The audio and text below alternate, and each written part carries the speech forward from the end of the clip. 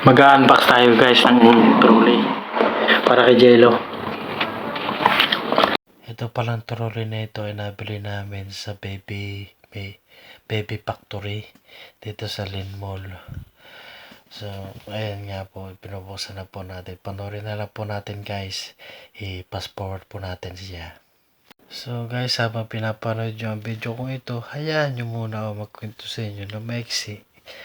So ako nga po pala, si Mario Garcia, isang OFW dito sa New Zealand, na isang vlogger na nangangarap kumita kahit di pa naman tayo kumikita, na kung saan saan din ay sana ako kumita din dito sa paggagawa ng video. So, papasalamat po pala ako dahil nadala ko po dito yung asawa ko dito sa New Zealand para po makapagtrabaho.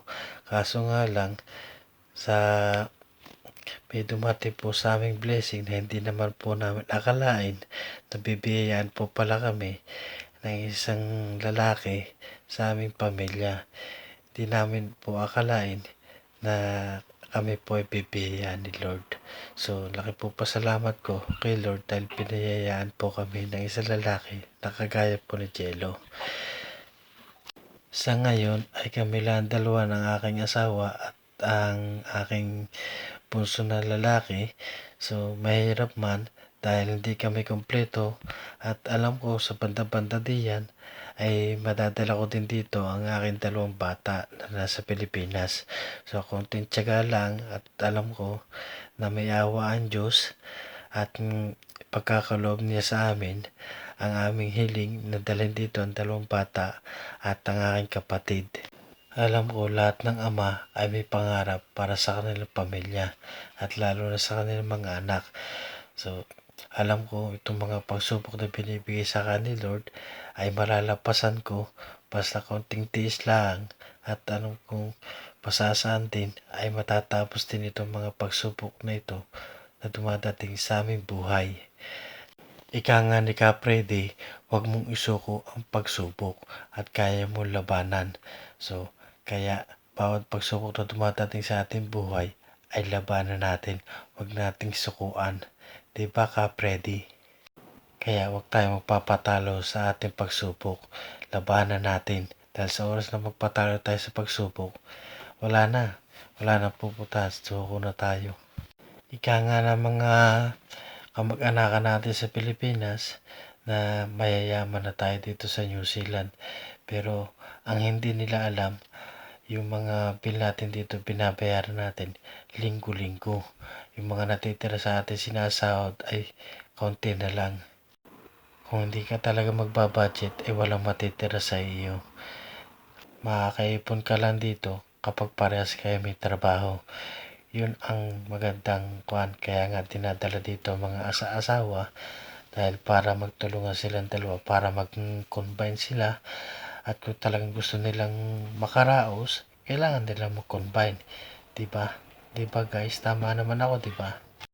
Kaya sa ngayon guys ay tiis-tiis muna ako dahil habang buhay may pag-asa. Basta wag ka lang sumuko sa buhay at alam ko nakatungo si Lord at pinapanood ka niya sa lahat ng mga sakripisyo mo sa iyong pamilya, ay alam ko at ibibigay din niya yung ginhawa na nais mo.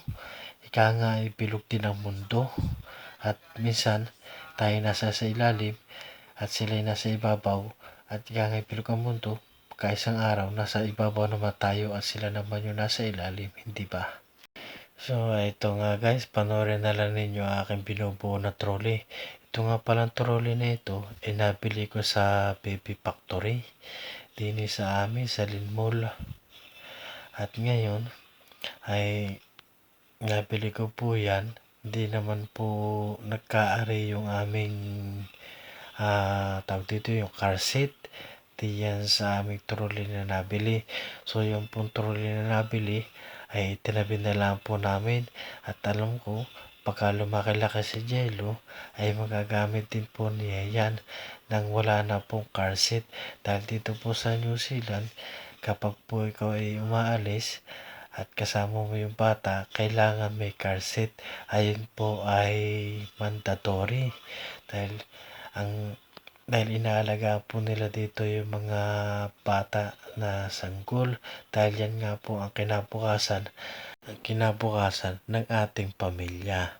At ngayon nga pong trolley na yan ay hindi na po namin magagamit at nakatabi at binigyan po pala kami ng aking kaibigan ng, ng trolley na kasama yung car seat niya na nagkaayos naman doon sa kanyang trolley. So, binalik po namin yung isang car seat doon sa kasama ko po sa trabaho. At ang pinalit ko po yung car seat na bigay po nung isa na kaibigan ko. So, ayun po yung madalas po namin ginagamit sa pang-araw-araw. Bali, ito pong trolley na bagong pinili po namin ay tinabi na lang po namin at alam ko ay magagamit din po namin ito sa takdang panahon. O ayan nga guys, medyo patapos na ang aking trolley. So, hayaan na lang natin at testingin natin at kung paano ba ito may adjust at tatawagin natin yung ating mag-iina. Pero bago yun, linisin muna natin ang ating mga kalat bago natin tawagin natin mag-iina.